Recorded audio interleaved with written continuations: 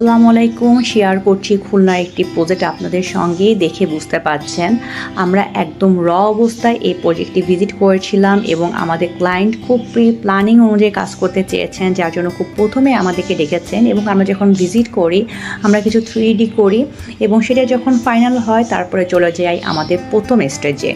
আমরা প্ল্যানিং করে electric, plumbing এবং যেখানে আমাদের স্কার্টিং দিতে হবে সে অনুযায়ী আমরা কাজগুলো করে ফেলি টাইলস লাগানোর সময়। এবং যেহেতু ইলেকট্রিকের পয়েন্টগুলো প্ল্যান করা হয়েছিল, আমরা সেভাবে সেই কাজগুলো সম্পন্ন করি এবং আমরা যখন কাজ করি তখন আমাদের ফুল অভিজ্ঞ টিম ঢাকা থেকে চলে আসেন। যেমন দেখতে পাচ্ছেন এটি একটি ওপেন কিচেন, মডিউল কিচেন করা হয়েছে স্পেল দিয়ে।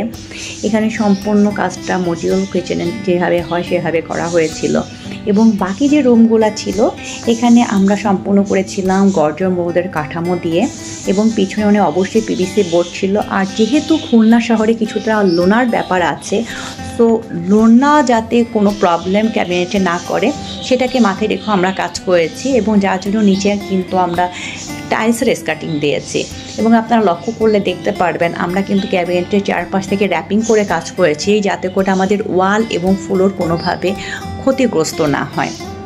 আসলে একটি কাজ করতে হলে আপনাকে কিন্তু অনেক কিছু মেনটেন করে কাজ করতে হবে, বিভিন্ন ধরনের সমস্যার সম্মুখীন হতে হয়, সেটাকে মাথায় রেখেও কাজ করতে হয়।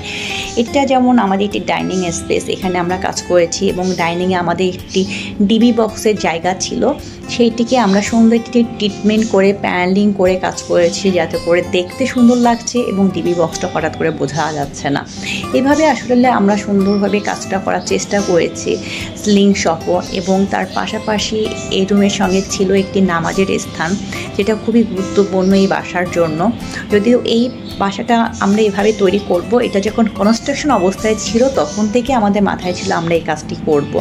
তো অবস্থায় আসলে আমাদের প্ল্যানিংগুলো করা হয় এবং পরে সেটাকে সুন্দর একটি বাস্তবায়ন করার অবস্থায় নিয়ে যাওয়া হয়, যেটা আপনারা দেখতে পাচ্ছেন যে একটা সুন্দর ওয়াল কাঠামো ছিল, সেইখান থেকে আমরা কীভাবে ডেভেলপ করে একটি সুন্দর প্রজেক্ট দাঁড় করে ফেলেছি। আর যেহেতু এটা 2500 স্কোয়ার ফিটের ফ্ল্যাট, এখানে অনেকগুলো ক্যাবিনেট, এখানে আমরা খুব বেশি কালার ইউজ না করে হোয়াইট এবং গ্রে কালারতে কাজ করেছি। এটা যেমন এটি শু র্যাক, যেটা ভেন্টিলেশনের ব্যবস্থা রাখা হয়েছে। তো ওভারঅল যেটা বলতে চাই, প্রজেক্ট সুন্দর তখনই হবে যখন আপনি একটি প্ল্যান ওয়েতে কাজ করবেন। প্ল্যান ওয়ে যে অনুযায়ী যখনই আপনি কাজ করবেন তখন আপনার প্রজেক্ট অবশ্যই ভালো হবে, কারণ ইন্টেরিয়রের কাজ কিন্তু অনেক ধৈর্যের কাজ, অনেক রুচিসম্মত একটি কাজ।